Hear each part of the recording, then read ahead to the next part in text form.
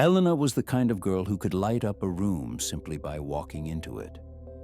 At 22, with raven hair draping over her shoulders like a cascade of night and green eyes that seemed to hold ancient secrets, she was the embodiment of beauty in Riverton, a small town tucked between wooded hills and a placid lake. She worked at a downtown cafe where customers returned not only for the coffee, but for her smile, which made anyone feel special. She was full of dreams, to travel, to paint, to live freely. But on an autumn evening, everything vanished. It was October 15th when she disappeared. She was walking home after her shift, twilight wrapping the streets in an orange veil. No one saw anything, no suspicious car, no witness. Only her phone was found the next day in a ditch at the edge of the woods, the last call unanswered, still showing on the screen to her sister. The police scoured the area, questioned friends and family, but leads evaporated like morning mist. Maybe she ran away, neighbors whispered. Or a tragic accident, others suggested. But Riverton felt that something darker was at work. A week later came the discovery. A hunter found her in an abandoned farmhouse on the forest's edge, a house of stone and rotten wood with shattered windows, once a farmstead, now a forgotten tomb. Elena was alive, but barely. Her once vibrant body was a wreck, bruises like maps of suffering, wounds that spoke of endless hours of torment. Doctors murmured of repeated assaults, sexual violence that had broken not only flesh, but spirit. She did not speak, did not react. Her green eyes were fixed on an empty somewhere. She died 3 days later in the hospital, her heart given up to the trauma, leaving the town in collective mourning. The police groped in the dark without clues, but the horror had only just begun.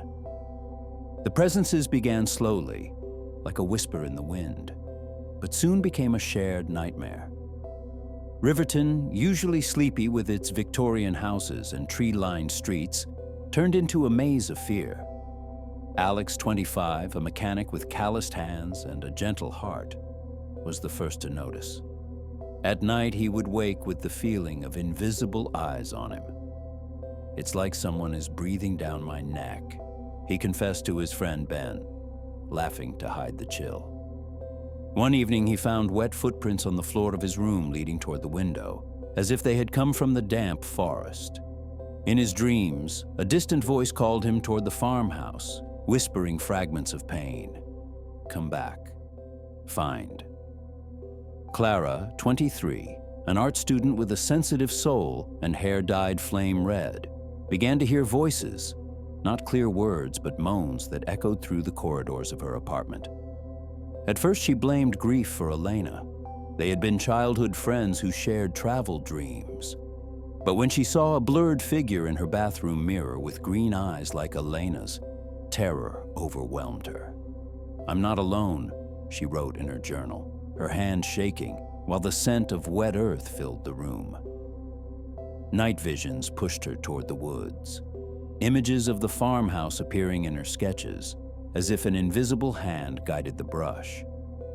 Ben, 24, a fitness enthusiast with a sculpted build and a take-charge air, suffered vivid nightmares.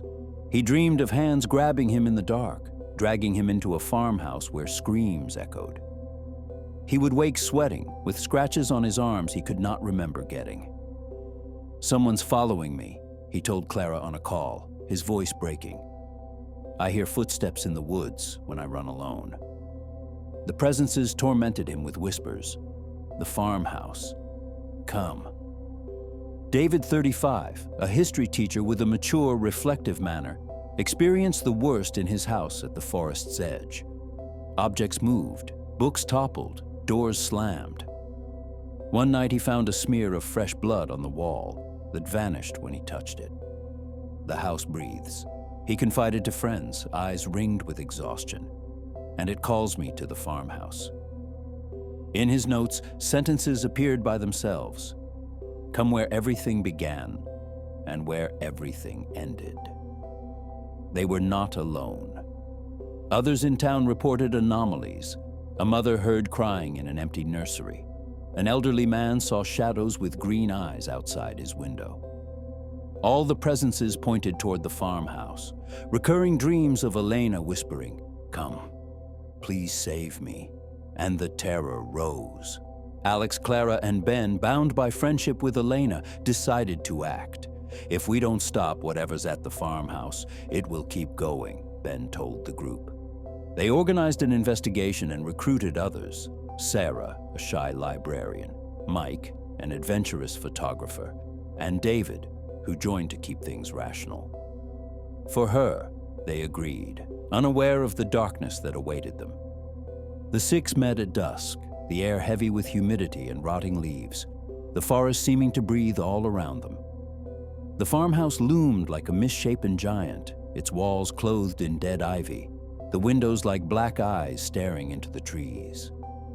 Yellow police tape fluttered in tatters at the margins, a relic of the failed investigation, its seals broken and the fingerprint dust long since swept away by time. Alex gripped his flashlight, his heart pounding like a drum. "Guys, this place gives me the creeps," he murmured, voice trembling, eyes darting into the growing dark. Clara nodded, clutching Ben's arm. "I already feel those eyes on me, like in my dreams. What if we don't get out?" Ben, trying to keep control, patted Mike on the shoulder. "We're here for Elena. If the presences are calling us to the farmhouse, maybe we can break the curse by finding proof." Sarah, voice quivering, added, "We have to do this for her." David, the calmest, handed out maps he'd drawn. "Split up but stay in contact.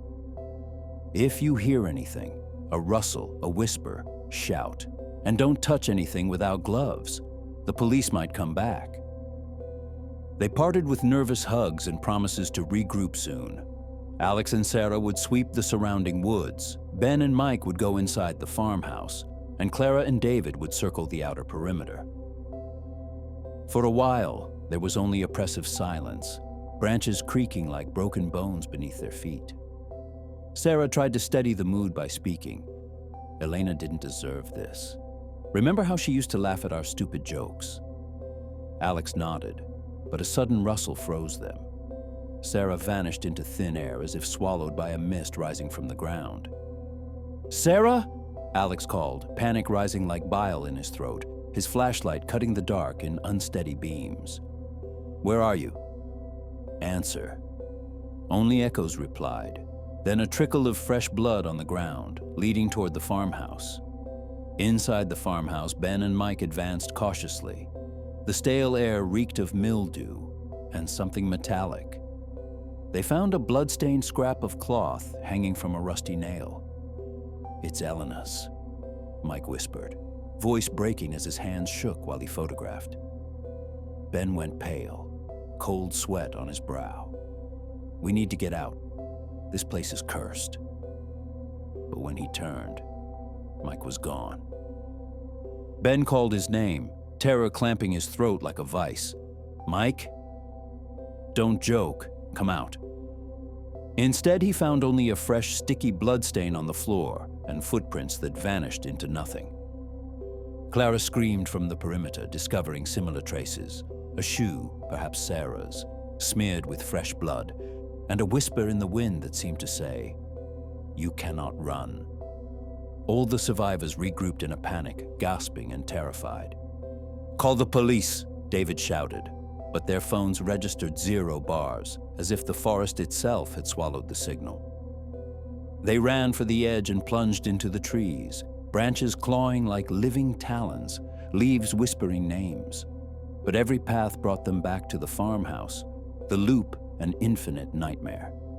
"This is impossible," Clara sobbed, tears tracking down her face. "Trapped here, and they're gone." Ben sank to his knees. "What's happening? Why are people disappearing?"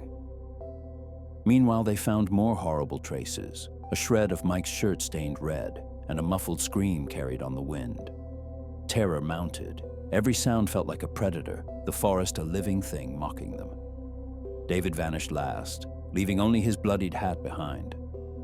Left alone, Alex, Ben, and Clara, they barricaded themselves inside the farmhouse, flashlights trembling as they cast grotesque shadows on the rotten walls.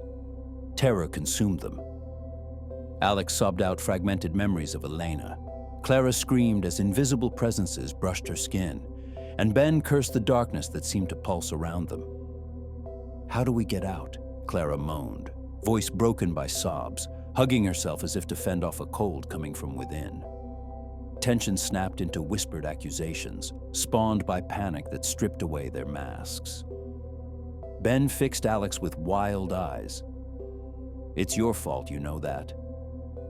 "It was your idea that night," Alex snapped back, voice a snarl. "And you, Clara, your jealousy of her beauty. Weren't you the one who started it all?" Clara cried, tears streaking her face. "I hated how everyone looked at her. But I never wanted it to end like this." Their secret surfaced in ragged fragments, a repressed desire that degenerated into violence at the farmhouse, Clara egging the others on from jealousy and spite, the night spiraling into a frenzy of anger and warped pleasure, until they crossed a line and revealed the worst of themselves. They fought, fists and harsh words, while the farmhouse echoed their screams like an infernal chorus. "We should never have come back," Ben yelled, slamming the wall with a dull thud. Then silence fell, sliced by a whisper that seemed to come from the very walls themselves. An indistinct susurration, like voices from deep in the earth. The air grew heavy, laden with a smell of decay that had not been there before. Shadows lengthened without source, shapeless things slithering at the edge of the light. Alex screamed when something cold brushed the nape of his neck. Ben was seized by invisible hands and dragged into the dark, his final cry dissolving into a wet gurgle. Clara was yanked by her hair and swallowed by a vortex of blackness, her sobs and screams of pain fading into a distorted echo. Alex remained last, paralyzed, as the darkness wrapped him like a living shroud, whispering promises of eternal pain until he, too, vanished into nothing.